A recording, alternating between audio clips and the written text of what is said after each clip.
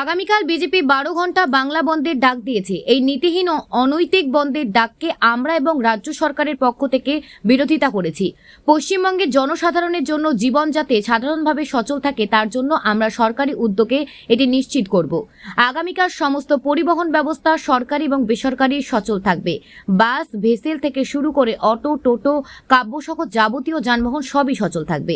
সাধারণ মানুষের নির্দিষ্ট গন্তব্যে পৌঁছানোর জন্য রাজ্য সরকার তাদের পাশে রয়েছে। পরিবহন দপ্তরও তাদের পাশে রয়েছে। সেই সাথে রেল এবং মেট্রো রেল কর্তৃপক্ষকে অনুরোধ করা হয়েছে যে আগামীকাল যেন সাধারণ সব দিনগুলির মতনই পরিবহন সচল থাকে। 2011-র পর থেকে রাজ্যে ধর্মঘট না বললেই চলে, কারণ এই ধর্মঘট সাধারণ মানুষের জীবনে এবং অর্থনীতির দিকে খুবই ক্ষতিকর। হাজার হাজার লাখ লাখ লোকের রুজির ওপরে প্রভাব ফেলে এই ধর্মঘট এবং এই বন্ধের প্রভাব সাধারণ ব্যক্তিদের জীবনে পড়ে। তাই আমরা এই বন্ধকে মানি না। আজ ছাত্র সমাজের নামে যে নবান্ন আন্দোলন কর্মসূচি করা হয়েছিল তাতে ছাত্র সমাজ কেউই ছিল না, পুরোটাই বিরোধীদের চক্রান্ত। কিছু আরএসএস এবং বিজেপির কর্মীরাই এসে একটি অরাজকতা তৈরি করার চেষ্টা করেছে এবং ইট পাটকেল ছুঁড়ে একটি বিশৃঙ্খলা সৃষ্টি করার চেষ্টা করেছে। পুলিশকে আহত করার চেষ্টা করেছে, বিশৃঙ্খলা করার চেষ্টা করেছে, অরাজকতা তৈরি করার চেষ্টা করেছে এবং চণ্ডীতলার সিআই মাথা ফেটে গেছে এবং অনেক পুলিশ আহত হয়েছে।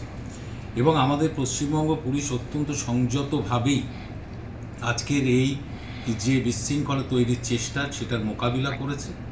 কিন্তু বিরোধী দলের পক্ষ থেকে আজকে এই নবান্ন অভিযান তাদের, সেটাকে কেন্দ্র করে তারা আবার আগামীকাল 12 ঘন্টা বন্ধ দিয়েছে।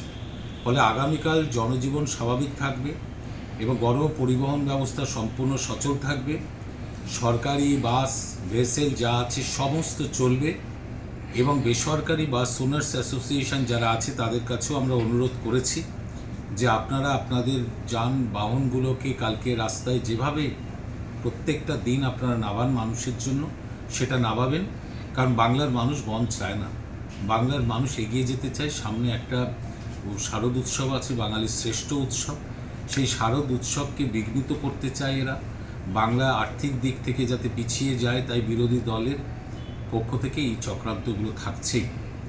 এবং দেখুন, আরজি করে যে নারকীয় ঘটনা ঘটেছে তার বিচার চেয়ে সারা বাংলার মানুষ তার বিচার চেয়েছে। আমরাও আমাদের দলের পক্ষ থেকে সরকারের প্রধান হিসেবে মমতা বন্দ্যোপাধ্যায় দৃষ্টান্তমূলক শাস্তি চেয়েছে এবং পার্লামেন্টারি সিস্টেমের মধ্যে দিয়ে, আইন ব্যবস্থার মধ্যে দিয়ে কঠোর কোনো বন্দোবস্ত করা যায় কি না, যে এই ধরনের অপরাধীদের কঠোর শাস্তি এবং দ্রুত শাস্তি, সেগুলো চেয়েছে।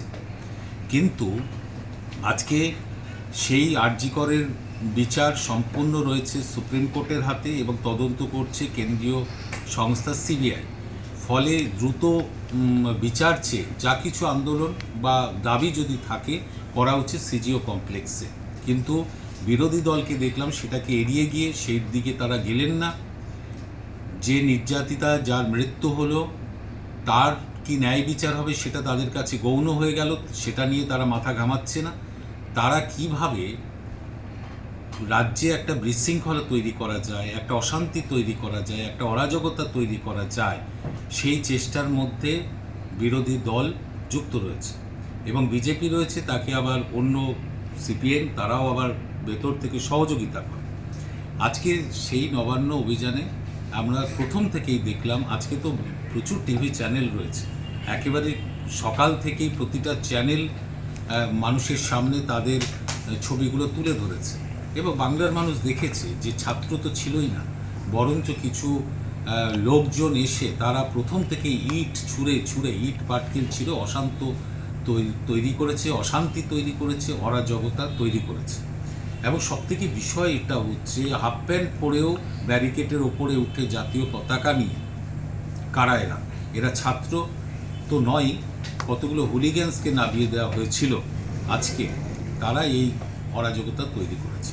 আমরা এটারও বিরোধিতা করেছি, আমরা ধিক্কার জানিয়েছি, এটার বিরুদ্ধে ধিক্কার জানিয়েছি এবং জাতীয় পতাকা যেভাবে এই রাজনৈতিক এই আন্দোলনে ব্যবহার করছে এবং জাতীয় পতাকার মধ্যে ডান্ডা বেঁধে তাই দিয়ে মারতে দেখা যাচ্ছে, এই টিভি চ্যানেলে একটু আগেই আমরা দেখলাম, এটা জাতীয় পতাকার চূড়ান্ত অবমাননা।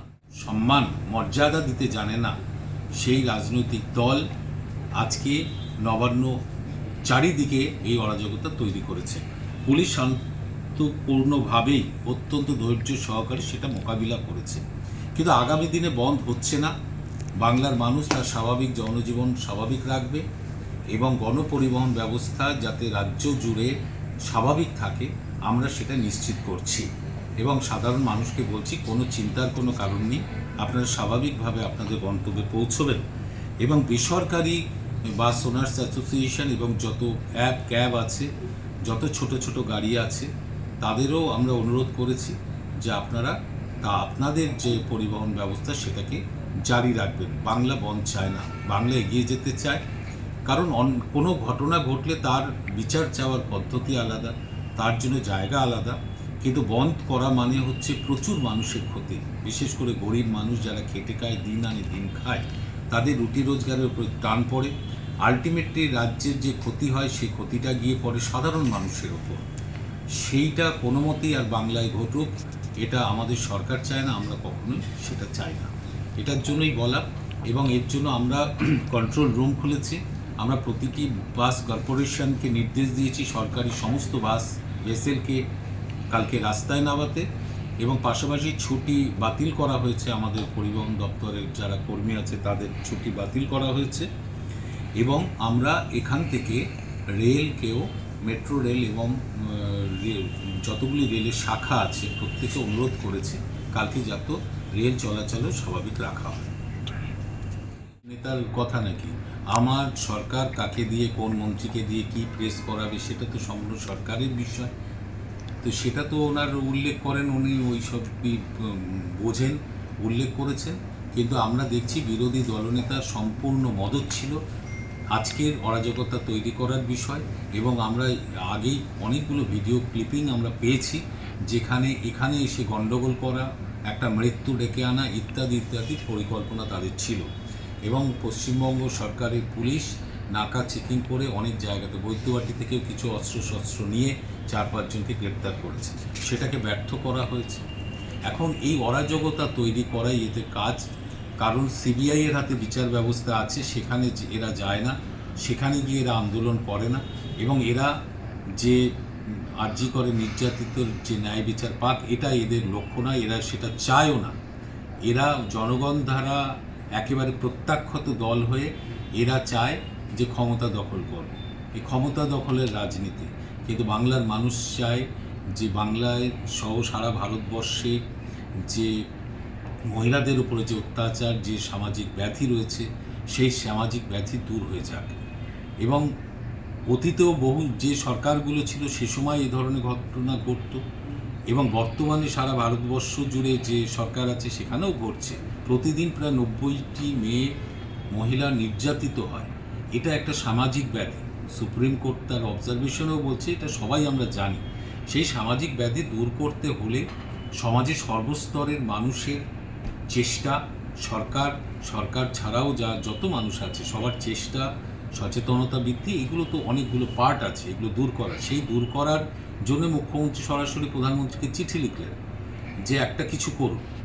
তো আর তো কোনো মুখ্যমন্ত্রীকে আমরা দেখলাম না যে এই ধরনের ব্যাধিকে দূর করার জন্য তার উদ্যোগ। একমাত্র মমতা বন্দ্যোপাধ্যায় করেন, কারণ তিনি বাংলায় মহিলাদের যে ক্ষমতায়ন, তার জন্য তিনি বহু প্রভূত প্রকল্পের মাধ্যমে সেটাকে তিনি করে দেখিয়েছেন। এখানে কলকাতা নারীদের পক্ষে, মহিলাদের পক্ষে নিরাপদ শহর হিসেবে ভারতবর্ষের অন্যান্য শহরের তুলনায় অনেক এগিয়ে রয়েছে। এখানে নিরাপদ শহর, মেয়েরা নিরাপদে রয়েছে। ফলে তিনি এগুলো দাবি করেছেন এই সামাজিক ব্যাধি দূর করার জন্য। আর বিরোধী দল পশ্চিমবঙ্গে তারা শুধু অরাজকতা তৈরি করতে চাইছে। এই ধরনের বিষয়ে ন্যায় বিচার চাওয়া এটা বিরোধীদের লক্ষ্য নয়। তারা নবান্ন দখল করবে। নবান্ন দখল করতে গেলে মানুষের সাহায্য দরকার, মানুষের সমর্থন দরকার, সেটা নেই। সেটা বিরোধীদের নেই বলে বারবার তারা প্রত্যাখ্যাত হচ্ছে বলে এই ধরনের নবান্ন অভিযান, নবান্ন দখল করবে, এই সব আন্দোলনের মধ্যে থাকছে, অরাজকতা তৈরির মধ্যেই এরা থাকছে। দেখুন, কালকে যে 28শে আগস্টে যে ছাত্র সমাবেশ আছে, এটা আমাদের বহুকালের ছাত্র সমাবেশ। এটা প্রতি বছরই হয়, এটা নতুন নয়। সেই সমাবেশ হবে এবং ইতিমধ্যেই প্রচুর ছাত্র চলে এসছে বাংলার বিভিন্ন প্রান্ত থেকে, নর্থ বেঙ্গল থেকে, এবং আগামীকালও লক্ষাধিক ছাত্র সমাবেশ হতে চলেছে। এবং এটা পশ্চিমবঙ্গে সবথেকে বৃহৎ ছাত্র সমাবেশ, সেটা আগামীকাল হবে। সেখানে মাননীয় মুখ্যমন্ত্রী তিনি বক্তব্য রাখবেন এবং ছাত্র সমাজও এই যে বিরোধী দলের অরাজকতা তৈরি করা, এই বিশৃঙ্খল তৈরি করার বিরুদ্ধেই তারা তাদের জনমত এবং ছাত্রমত তারা প্রকাশ করবে আগামীকাল। আন্দোলনকারীদের দাবি তারা কোনো রাজনীতির সঙ্গে যুক্ত নয়, তারা ন্যায় বিচার চাইছে, তথ্য প্রমাণ লোপাট করেছে রাজ্য সরকার। এখনই তো দেখতে পাচ্ছি ওই যে বিজেপির পতাকা উঠছে, এখনও আমি দেখতে পাচ্ছি টিভিতে, আমার সরাসরি টিভি চ্যানেল রয়েছে, দেখতে পাচ্ছি।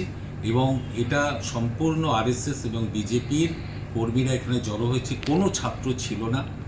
এবং ছাত্র সমাজের মধ্যে, ছাত্রছাত্রীদের মধ্যে বিজেপির কর্মী, ছাত্রকর্মী নেই বললেই চলে পশ্চিমবঙ্গে, কারণ এদের সাথে পড়াশোনার কোনো যোগ নেই। এরা স্কুল, কলেজ, বিশ্ববিদ্যালয়ে গেছে কিনা সন্দেহ। না হলে একটা আন্দোলন করতে এসে এভাবে প্রথম থেকে ইট পাটকেল মেরে একটা অরাজকতা তৈরি, অর্থাৎ এরা চেয়েছিল যে এখানে একটা লাশ পড়ুক, একটা ডেড বডি তৈরি হোক, পুলিশ গুলি চালাক, করে রাজ্যকে অশান্ত তৈরি করা। কিন্তু বাংলার পুলিশ অত্যন্ত দক্ষতার সঙ্গে ধৈর্য রেখে নিজেরা ইটের আঘাত খেয়েও এই আজকের যে অ্যাজিটেশন ছিল সেটাকে মোকাবিলা করেছে এবং তারা দেখিয়েছে যে বাংলা শান্তিপূর্ণই থাকবে। কিন্তু আগামীকালের বনটা সম্পূর্ণ অনৈতিক, নীতিহীন বন রেখেছে বিরোধীরা। এটা বাংলার ক্ষতি, বাংলার মানুষের ক্ষতি।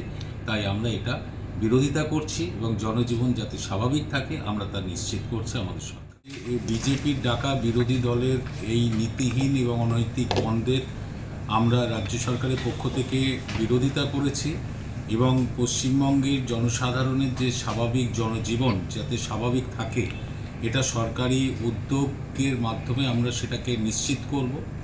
এবং আগামীকাল সমস্ত পরিবহন ব্যবস্থা সরকারি এবং বেসরকারি উদ্যোগে পরিবহন ব্যবস্থা সচল থাকবে। বাস, ভেসেল থেকে শুরু করে, ক্যাব থেকে শুরু করে সমস্ত পরিবহন যে ব্যবস্থা সেটা একেবারেই স্বাভাবিক থাকবে।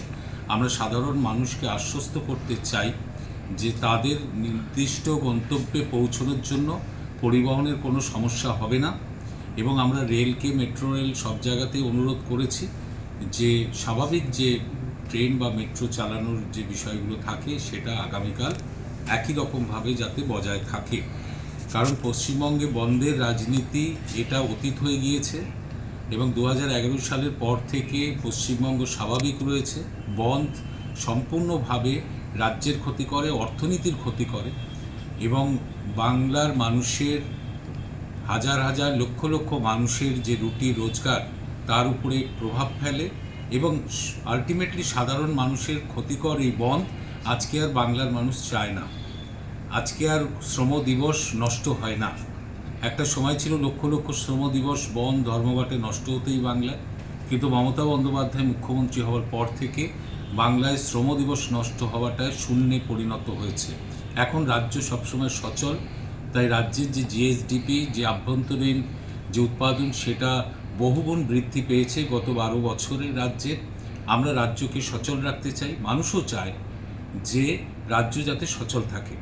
এখানে বিরোধীদের জনসমর্থন নেই এবং আজকে নবান্নর চারিদিকে যারা জড়ো হয়েছিল ছাত্র সমাজের নাম করে, সেখানে ছাত্র ছিল না এবং সেখানে কিছু আরএসএস এবং বিজেপির কিছু কর্মীরা তারা এসে শুধুমাত্র প্রথম থেকেই একটা অরাজকতা তৈরি করার জন্য, একটা বিশৃঙ্খলা তৈরি করার জন্য প্রচুর পরিমাণে ইট পাটকেল ছুটতে থাকে। কোনো রকম গণতান্ত্রিক আন্দোলনের যে রীতিনীতি তার ধারে কাছ দিয়েও এই সংগঠন বা যারা এসেছিল তারা যায়নি।